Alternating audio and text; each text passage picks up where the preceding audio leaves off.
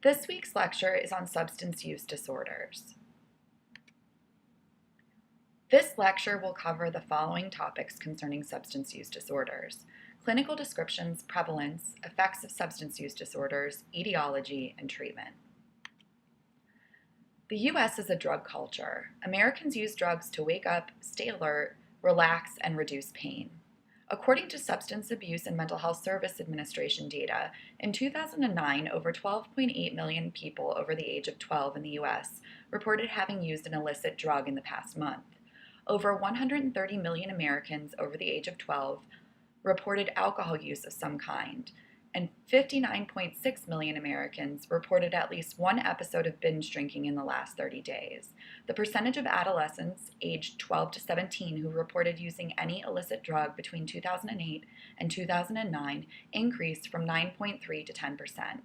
In 2009, reported use of alcohol was 3.5% for youths aged 12 or 13, 13% for youths aged 13 or 14, and 26.3% for youths aged 16 or 17. Prior to DSM-5, the pathological use of substances fell into two categories: substance abuse and substance dependence. There were several problems with this two-category distinction. First, reliability of substance abuse category was poor. Second, most people who meet the diagnostic criteria for substance abuse, particularly for alcohol, do not go on to develop dependence, as was originally believed. Analysis of the DSM criteria indicated that they represent one and not two disorders. As a result, the DSM-5 has one and not two categories. This single category is substance use disorder. The figure on this slide is figure 10.1 from the Kring et al. Text. As in the DSM-4 TR, the DSM-5 contains substance use disorder categories for specific substances, including alcohol, amphetamines, cannabis, cocaine, hallucinogens, inhalants, opioids, phencyclidine, sedatives, hypnotics, and anxiolytics, and tobacco. New to DSM-5 is the inclusion of gambling disorders in the chapter on substance use and addictive disorders. This category was in the impulse control disorders not elsewhere classified section of the DSM-4 TR. This slide contains the proposed DSM-5 criteria for substance use disorder. In order to be diagnosed with a substance use disorder, an individual must display a problematic pattern of use that impairs functioning, including two or more of these symptoms within a 1-year period. The term addiction typically refers to a more severe substance use disorder that is characterized by having more symptoms, tolerance, and withdrawal, by using more of the substance than intended, by trying unsuccessfully to stop, by having physical or psychological problems made worse by the drug, and by experiencing problems at work or with friends. In the DSM-5, meeting 6 or more of the diagnostic criteria is considered severe substance use disorder. Tolerance is indicated by either larger doses of the substance being needed to produce the desired effect, or the effects of the drug becoming markedly less if the usual amount is taken. Withdrawal refers to the negative physical and psychological effects that develop when a person stops taking the substance or reduces the amount. Substance withdrawal symptoms can include muscle pains and twitching, sweating, vomiting, diarrhea, and insomnia. In general, being physiologically dependent on a drug is associated with more severe problems. Drug and alcohol use disorders are among the most stigmatized of disorders. Terms such as addict and alcoholic are tossed about carelessly, as if these words capture the essence of people, not the disorder that they suffer from. Historically, drug and alcohol problems have been viewed as moral lapses rather than as conditions in need of treatment. Unfortunately, such attitudes persist today. Yet there is convincing evidence that becoming physiologically dependent on drugs or alcohol is not, in fact, only a matter of personal choice. True, people make decisions about whether or not to try alcohol or drugs, but the way in which these decisions and the substances involved interact with an individual's neurobiology, social setting, culture, and other environmental factors all conspire to create dependence. Such factors put some people at higher risk for substance dependence than others. It is a mistake to consider substance use disorders as somehow solely the result of a moral failing or personal choice. But it is also a mistake to consider those dependent on drugs or alcohol as being without recourse to change the course of their disorder. Treatment and behavioral change can work in this sphere in much the same way they can work for diseases such as diabetes, where people can change the course of their disease with insulin and diet control. Alcohol use disorders. In a recent U.S. epidemiological study based on the 2001 to 2002 National Epidemiological Survey on Alcohol and Related Conditions, lifetime prevalence rates for alcohol dependence defined by DSM-4-TR criteria were greater than 12%, and lifetime prevalence rates for alcohol abuse were over 17%.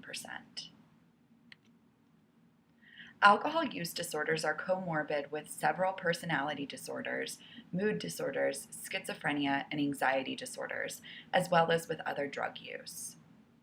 According to the Substance Abuse and Mental Health Services Administration, 21.3% of people suffering from alcohol or drug dependence or abuse also have at least one other mental disorder. Almost every tissue and organ of the body is adversely affected by prolonged consumption of alcohol. For example, alcohol provides so many calories, a pint of 80 proof spirit supplies about half a day's caloric requirements, that drinkers often reduce their intake of food. But the calories provided by alcohol are empty. They do not supply the nutrients essential for health and can result in severe malnutrition. Alcohol also contributes directly to malnutrition by impairing the digestion of food and absorption of vitamins.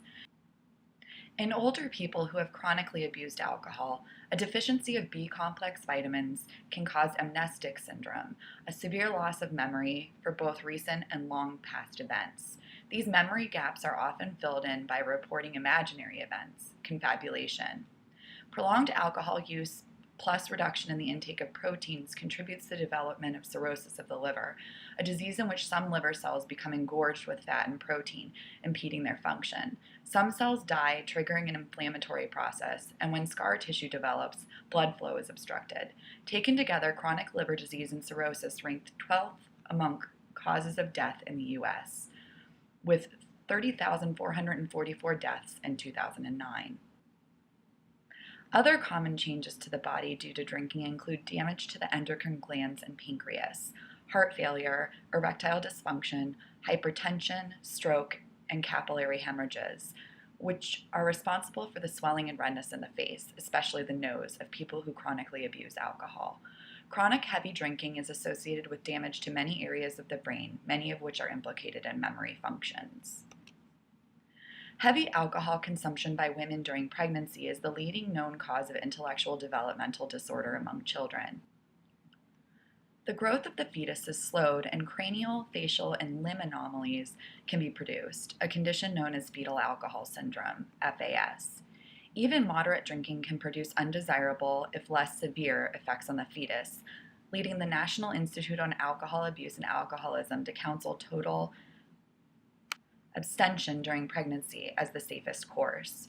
Research with children who did not have FAS, but whose mothers drank moderately, about 1 drink per day, during the first trimester revealed that these children had impairments in learning and memory, and exhibited growth defects such as a smaller head size and lower height and weight at age 14. The website provided on this page is a great resource on fetal alcohol syndrome.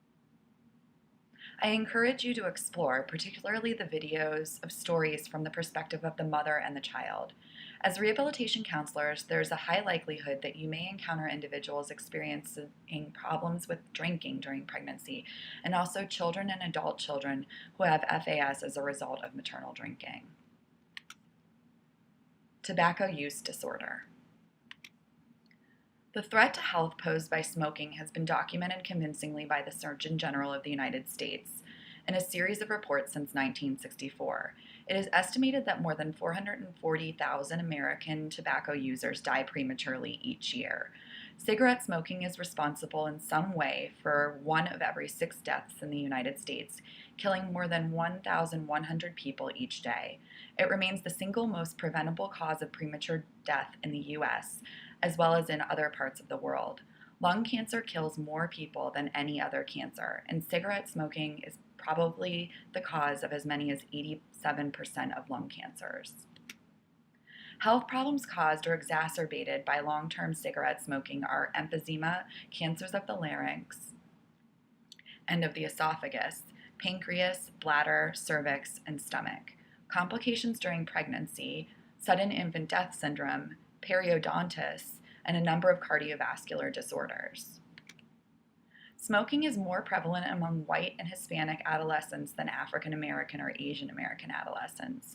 Rates of smoking among Native American or Native Alaskan young people aged 12 to 17 declined between 2002 and 2009 by almost half. In general, smoking is more prevalent among men than women. However, prevalence among girls and boys between the age of 12 and 17 is the same. Non-smokers can suffer lung damage, possibly permanent, from extended exposure to cigarette smoke. Those living with smokers are at the greatest risk.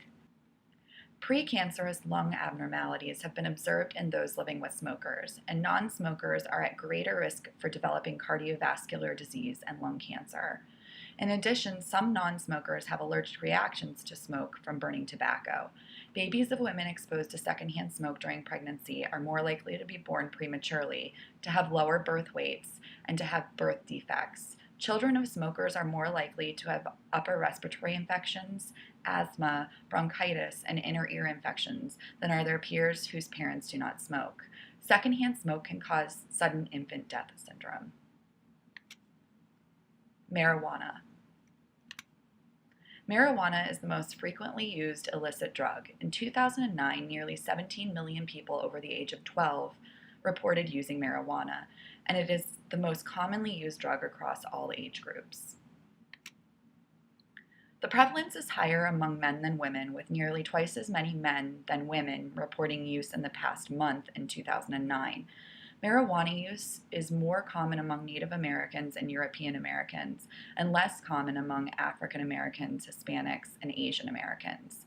Marijuana use is generally greater in the United States, Australia, and New Zealand than in the European Union, Africa, Asia, South America, and Canada.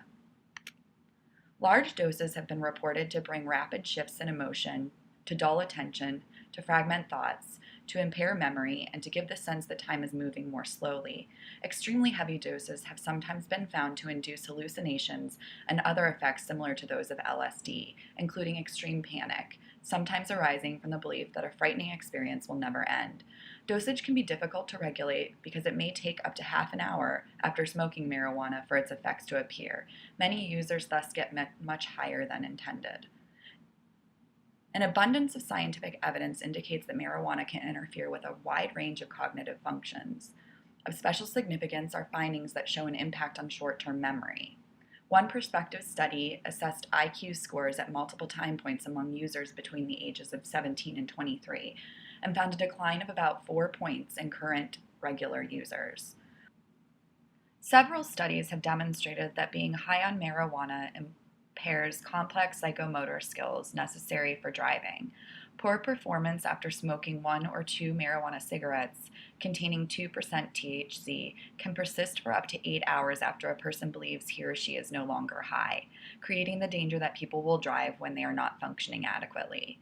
The short-term effects of marijuana include bloodshot and itchy eyes, dry mouth and throat, increased appetite, reduced pressure within the eye, and a somewhat raised blood pressure. We know that the long-term use of marijuana seriously impairs lung structure and function. Contrary to widespread earlier belief, marijuana may be addictive. Controlled observations have confirmed that habitual use of marijuana does produce tolerance. Whether long-term users experience withdrawal when accustomed amounts of marijuana are not available is less clear, though surveys and laboratory studies conducted in the past 10 years suggest that withdrawal symptoms such as restlessness, anxiety, tension, stomach pains, and insomnia do occur. In the 1970s, several double-blind studies showed that THC and related drugs could reduce the nausea and loss of appetite that accompany chemotherapy for some people with cancer. Later findings confirmed this result. Marijuana often appears to reduce nausea when other anti-nausea agents fail. Marijuana is also an effective treatment for the discomfort of AIDS, glaucoma, chronic pain, muscle spasms, and seizure. Opiates. The opiates include opium and its derivatives, morphine, heroin, and codeine. They are considered sedatives, but in the DSM-5, opiate use disorder will likely be in a category distinct from sedative, hypnotic, and anxiolytic use disorder. More recently, opiates legally prescribed as pain medications, including hydrocodone and oxycodone, have become drugs of abuse. Hydrocodone is most often combined with other drugs such as acetaminophen, the active agent Tylenol, to create prescription pain medicines such as Vicodin, Zydone, and Lortab. Oxycodone is found in medicines such as Percodan, Tylox, and OxyContin. Vicodin is one of the most commonly abused drugs containing hydrocodone, and OxyContin is one of the most commonly abused drugs containing oxycodone. There are enormous difficulties in gathering data, but the considered opinion is that more than 1 million people in the United States are addicted to heroin, with an estimated 180,000 new users in 2009, a significant increase over the prior 6 years. Heroin used to be confined to poor neighborhoods and urban environments. In the early 1990s, it became popular among middle and upper middle class college students and young professionals. In Baltimore, Boston, and Newark, heroin accounted for between 62 and 82% of drug-related hospital admissions in 2003. Deaths attributable to heroin in Baltimore, Chicago, Detroit, and Philadelphia ranged from 275 to nearly 500 in 2003. In 2008, 20% of drug-related visits to hospital emergency rooms for use, misuse, and abuse involved heroin. Between 2002 and 2003, use of hydrocodone among people aged 12 and older increased from 4.5 million to 5.7 million. Reports of oxycodone abuse increased 43% in just 1 year from 1997 to 1998. Prescriptions for OxyContin, a drug containing oxycodone, jumped 1,800% between 1996 and 2000. The rates of abuse of these drugs have remained relatively stable since 2002. However, the numbers are not small. In 2009, over 5 million people in the United States used pain medicines for non-medical use. And the number of people seeking treatment for dependence on pain medication increased 400% in just 10 years. Opiates produce euphoria, drowsiness, and sometimes a lack of coordination. Heroin and OxyContin produce a rush feeling of warm, suffusing ecstasy immediately after an intravenous injection. The user sheds worries and fears and has great self-confidence for 4 to 6 hours. However, the user then experiences a severe letdown, bordering on stupor. Opiates are clearly addicting for users, develop tolerance, and show withdrawal symptoms. Withdrawal from heroin may begin within 8 hours of the last injection, at least after high tolerance has built up. During the next few hours after withdrawal begins, the person typically experiences muscle pain, sneezing, and sweating, becomes tearful, and yawns a great deal. The symptoms resemble those of influenza. Within 36 hours, the withdrawal symptoms become more severe. There may be an uncontrollable muscle twitching, cramps, chills alternating with excessive flushing and sweating, and a rise in heart rate and blood pressure. The person is unable to sleep, vomits, and has diarrhea. These symptoms typically persist for about 72 hours and then diminish gradually over a 5 to 10 day period. People who abuse opiates face serious problems. In a 29-year follow-up of 500 people addicted to heroin, about 28% had died by age 40. Half of these deaths were from homicide, suicide, or accident, and 1/3 were from overdose. The social consequences of using an illegal drug are also serious. The drug itself and the process of obtaining it become the center of the person's existence, governing all activities and social relationships. The high cost of drugs, users must often spend upwards of $200 per day for opiates, often drives users into acquiring money through illegal activities such as theft, prostitution, or selling drugs. An additional problem associated with intravenous drug use is exposure through sharing needles to infectious agents such as the human immunodeficiency virus, HIV, which causes AIDS. Stimulants. Amphetamines such as benzedrine, dexedrine, and methadone produce their effects by causing the release of norepinephrine and dopamine and blocking the reuptake of these neurotransmitters. Amphetamines are taken orally or intravenously and can be addicting. Wakefulness is heightened, intestinal functions are inhibited, and the appetite is reduced, hence their use in dieting. The heart rate quickens and the blood vessels in the skin and mucous membranes constrict. The person becomes alert, euphoric, and outgoing, and is possessed of seemingly boundless energy and self-confidence. Larger doses can make a person nervous, agitated, and confused. Other symptoms include palpitations, headaches, dizziness, and sleeplessness. Sometimes heavy users become extremely suspicious and hostile, to the extent that they can be dangerous to others. Large doses taken over a period of time can induce a state quite similar to the paranoia sometimes seen with schizophrenia. Abuse of an amphetamine derivative called methamphetamine skyrocketed in the 1990s. Some estimates indicate that as many as 4.7 million people in the United States have tried methamphetamine at some point. Between 2006 and 2009, the number of people who reported using methamphetamine decreased from over 700,000 to just over 300,000. Unfortunately, the number of users increased in 2009 up to 529,000 people. Men tend to abuse methamphetamine more often than women, in contrast with abuse of other amphetamines where few gender differences occur. Use among young adults age 18 to 25 declined between 2002 and 2009. White men are most likely to abuse meth, but studies suggest that use among Hispanic Americans and Native Americans is on the rise. Methamphetamine is used and manufactured in small towns in the U.S. as much as, if not more than, in big cities. Cocaine use in general soared in the 1970s and 1980s, increasing by more than 260% between 1974 and 1985. Use of cocaine dramatically decreased in the late 1980s and early 1990s, but then rose again in the mid-1990s, particularly among high school and college students and young adults in general. Use declined again between 2002 and 2009, with the percentage of people over the age of 12 using cocaine dropping from 2% to 1.4%.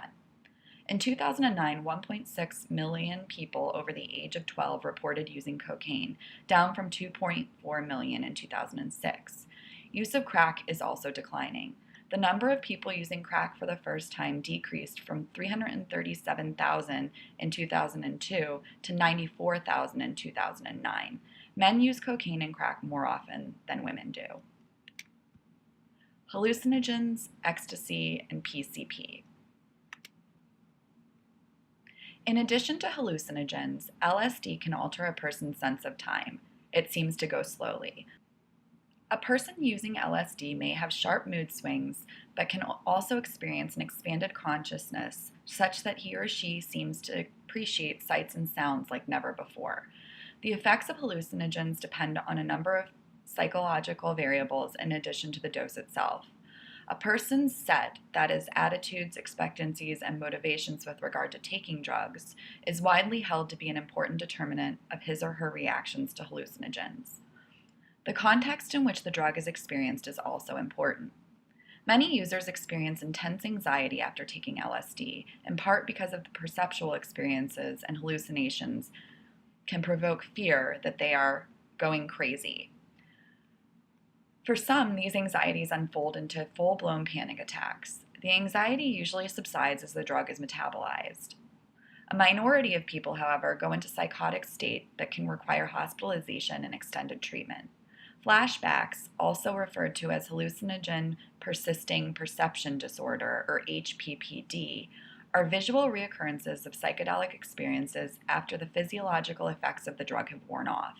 They occur in some people who have used LSD, most frequently in times of stress, illness, or fatigue. Flashbacks seem to have a force of their own. They may come to haunt people for weeks and months after they have taken the drug and are very upsetting for those who experience them. Ecstasy contains compounds from both the hallucinogen and amphetamine families, but its effects are sufficiently different from either that some have suggested putting it in its own category, called the entactogens. Across all ages, ecstasy use was highest in 2001, with 1.8 million users. In 2003, there were far fewer, only 470,000. Yet use appears to be increasing again, with 760,000 using in the past month in 2009 and 1.1 million people using for the first time in the past year. Ecstasy acts primarily by contributing to both the release and the subsequent reuptake of serotonin. It was believed at one time that the use of ecstasy was relatively harmless, but accumulating scientific evidence suggests that it may have neurotoxic effects on the serotonin system. Users report that ecstasy enhances intimacy and insight, improves interpersonal relationships, elevates mood and self-confidence, and promotes aesthetic awareness. It can also cause muscle tension, rapid eye movements, jaw clenching, nausea, faintness, chills or sweating, anxiety, depression, depersonalization, and confusion. Some evidence suggests that the subjective and physiological effects of ecstasy, both pleasurable and adverse, may be stronger for men than women. PCP, phencyclidine, often called angel dust, is another drug that is not easy to classify. Developed as a tranquilizer for horses and other large animals, it generally causes serious negative reactions, including severe paranoia and violence. Coma and death are also possible. PCP affects multiple neurotransmitters in the brain, and chronic use is associated with a variety of neuropsychological deficits. The Kring et al. Text talks about a variety of factors which may contribute to the development of substance use disorders. These include developmental factors, such as modeling by parents, genetic factors, neurobiological factors, psychological factors, and cross-cultural factors. With regard to neurobiological factors, research with both humans and animals shows that nearly all drugs, including alcohol, stimulate the dopamine systems of the brain, particularly the mesolimbic pathway. Researchers have wondered, then, if problems in the dopamine pathways in the brain might somehow account for why certain people become dependent on drugs. The Kring et al. Text discusses a variety of treatments available for substance use disorders. For alcohol abuse and dependence, these include inpatient hospital treatment, Alcoholics Anonymous, couples therapy, cognitive and behavioral treatments, motivational interventions, moderation in drinking, and medications. For smoking, the text discusses psychological treatments and nicotine replacement treatments and medications. For treatment of other drug use disorders, available options include psychological treatment and drug replacement treatments and medications.